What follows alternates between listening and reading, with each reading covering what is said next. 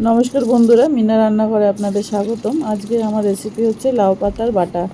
আমি লাউ পাতাগুলোকে ভালো করে ধুয়ে কুচি কুচি করে কেটে রেখেছি। এদিকে কড়াইতে তেল গরম করে রাঁধুনি ফোড়ন দিয়ে কটা রসুন আর কাঁচা লঙ্কা ফোড়ন দিয়ে লাউ পাতাগুলো দিয়ে দিলাম। এই লাউ পাতাগুলোকে দিয়ে ভালো করে ভাজা ভাজা করব। আগে নুনটা দেবো না, নুনটা দিলে অনেকটা জল ছেড়ে যাবে, নুনটা পরে দেবো। একটু ভেজে নিয়ে তারপর নুনটা দেবো। ভাজা ভাজা হয়ে গেছে। এরপর আমি উপর থেকে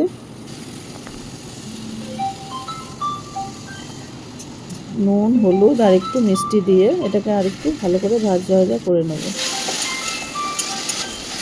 দেখুন ভাজা ভাজা প্রায় হয়ে গেছে আমার, সুন্দর ভাজা ভাজা হয়ে গেছে, জলটাও শুকিয়ে গেছে।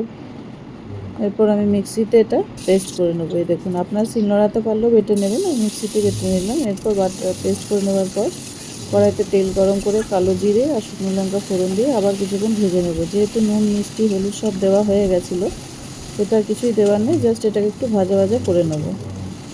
ভাজা ভাজা হয়ে গেলে এটাকে বাটিতে পরিবেশন করে নেব। দেখুন হয়ে গেছে আমার রেসিপিটা আপনাদের ভালো লাগলে কমেন্ট করে জানাবেন। দেখুন রেসিপিটা রেডি আমার।